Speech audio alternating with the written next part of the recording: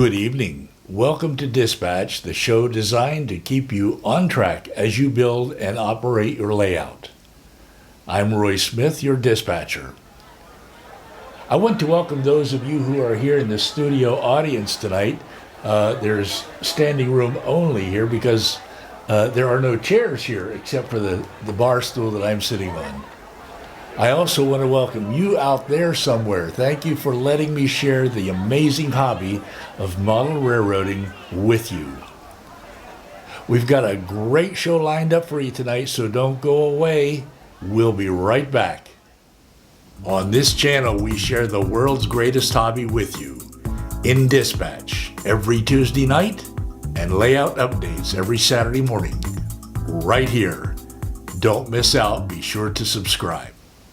Okay, coming up on tonight's show, your layout photos, the question of the week, your comments, and a big shout out. And Mr. Justin Case will be joining us again tonight. I understand he's going to be talking about train robberies, the mystery of disappearing trains. As always, I'm sure it will be hard to believe whatever he says. Now, first up, your layout photos. Once again, many of you have posted photos of your layouts in a Facebook group called the N-sca Union Pacific Evanston Subdivision group this week. As always, I've brought your photos over here to Dispatch to share with everyone during the show, and here they are.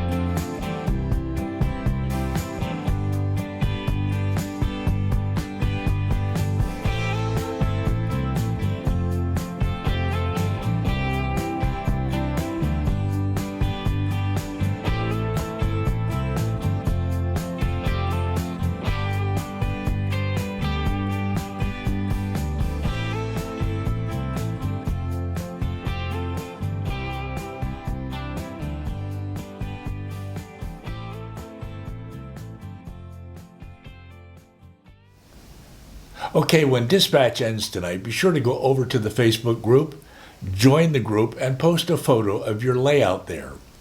Why would you want to do that? Because we model railroaders love to share the hobby, that's why. It doesn't matter what scale you model in, and you can even post photos of your club's layout. I will put a link down below in the description to this video that will take you to the Facebook group where you can post your photos. When you see this photo of Echo Canyon on my layout, you will know you're at the right place. Now, next up on tonight's show, the question of the week. Our question for this week is, what kind of locomotives do you prefer to run on your layout? Steam, diesel, both, or something else? Well, here's how you responded to this question. I'd like to say a little bit about the survey results. First, the number of you who said you prefer to run steam locomotives exclusively on your layouts turned out to be lower than I expected. Second, many of you prefer to run modern diesels on your layouts, but said that you do have a steam locomotive or two to head up excursion trains. I certainly do. Third, many of you said that you run both diesels and steam locomotives because you model the transition era.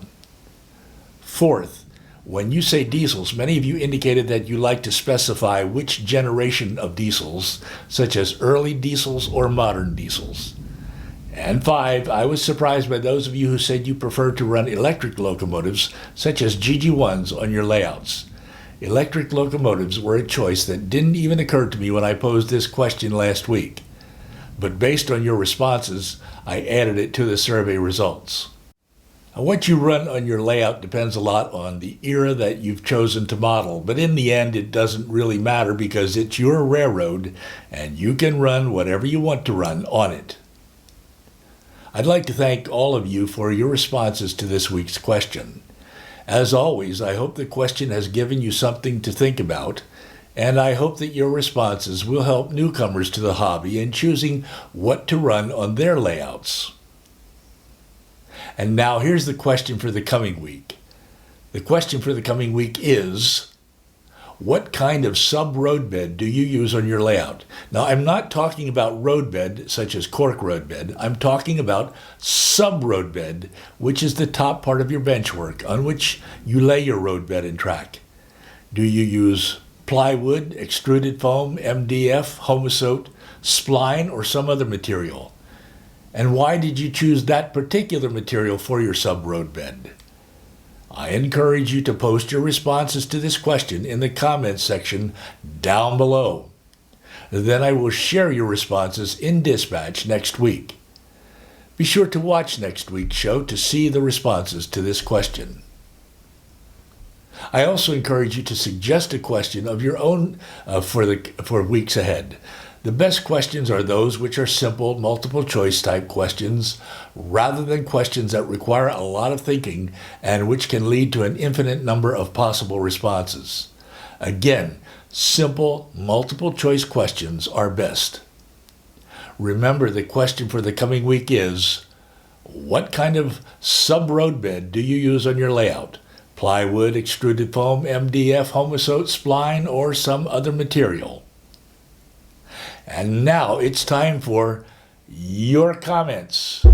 This past Saturday, I uploaded a video called Evanston Renovation 2, Realigning the Track.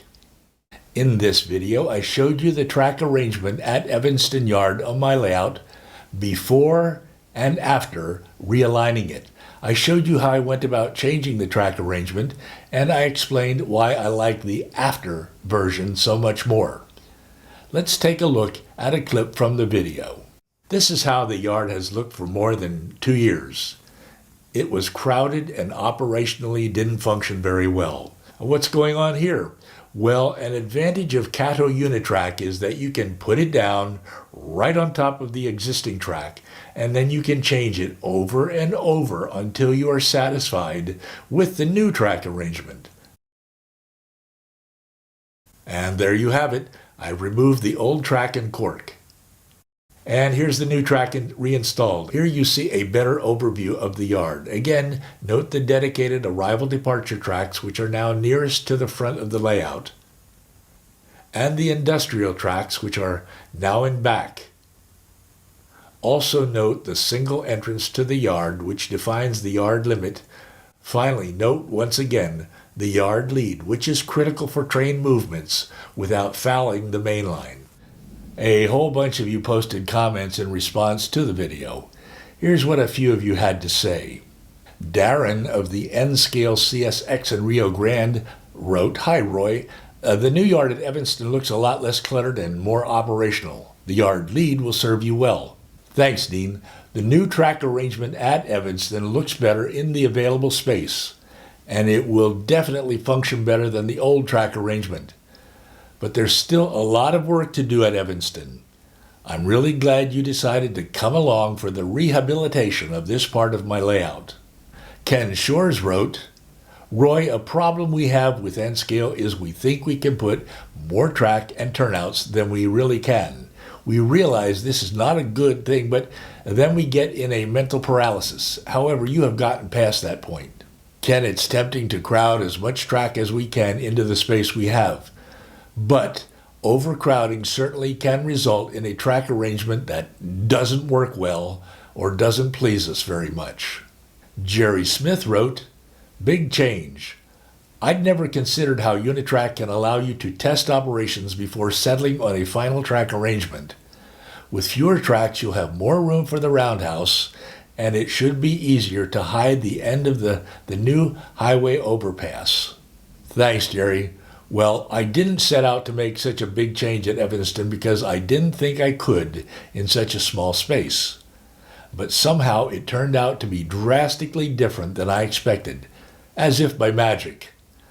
I'm thinking about and working on that highway overpass and the surrounding terrain this week that I hope will conceal the hole through the backdrop. Let's see what I can do with that. Chris Mitchell wrote, "I'm looking forward to seeing the operations at Evanston." Me too, Chris. It will be nice to reach a point where I can share the operations at Evanston with you. Actually, I think that will happen sooner rather than later. I want to thank all of you who commented on the video. I want you to know that I read all of your comments, and I really appreciate them, even if I don't always get around to responding to all of them. Your comments are a great way to share the hobby, and sharing the hobby is the best part of model railroading. I have certainly learned a lot by reading your comments. Now, if you still haven't seen Evanston Renovation 2, Realigning the Track, I will put a link to it down below that will take you directly to it. Go over and watch it after dispatch ends tonight. And remember, there's a whole series of episodes coming up on Saturday mornings about the rehabilitation of Evanston. And now, it's time for tonight's big shout-out. And tonight's big shout-out goes to Steve Arnold and his N-scale layout. I contacted Steve and he told me that he's always been interested in model trains.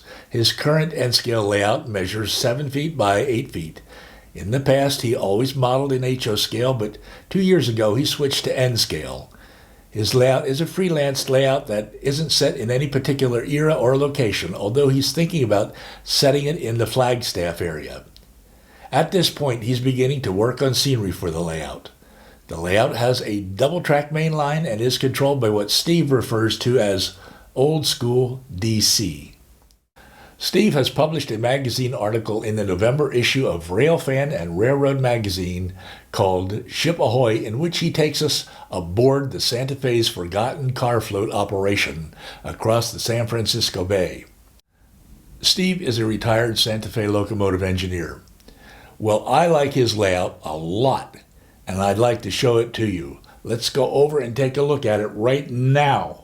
Hey guys, it's Sunday, September 22nd, and this is update number 16. It'll just be a short one.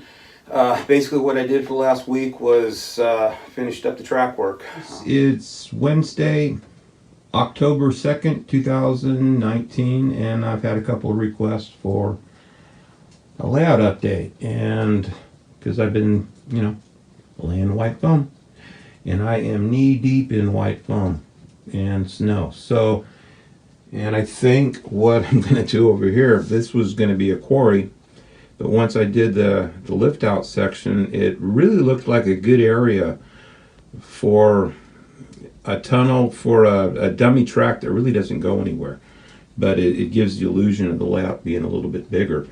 But I've got a lot of cutting and gluing and mess with white foam.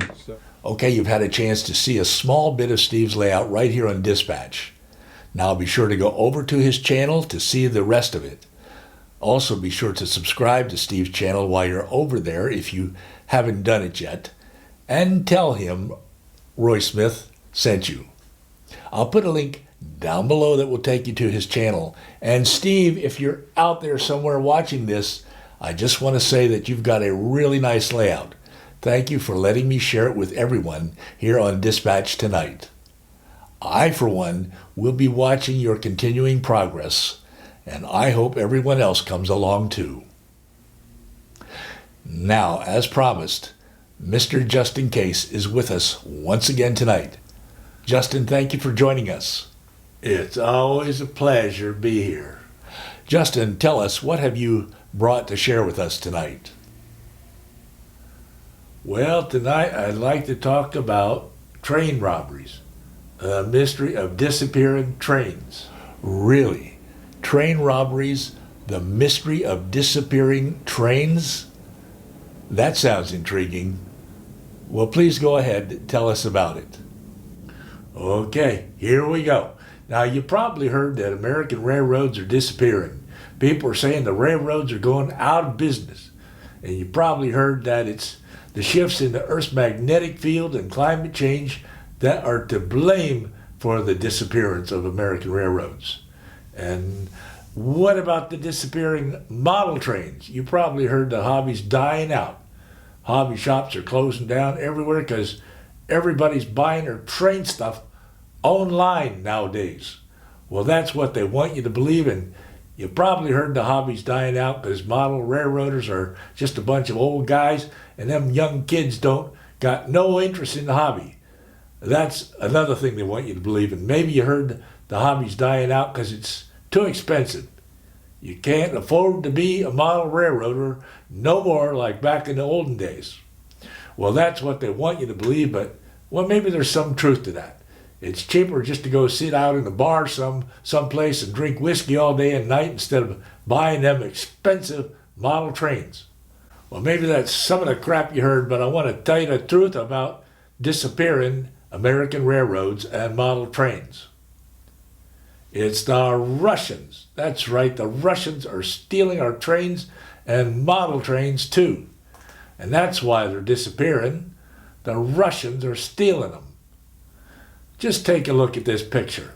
Now, isn't that just about the most suspicious looking bunch of people you ever seen? Here they are, these people at Steamtown in Scranton, Pennsylvania, where they were spotted together. And why do they look suspicious? I'll tell you why, because they're a bunch of Russian secret agents, that's why. And what do you suppose these secret agents are doing up there in Steamtown? I'll tell you what they're doing.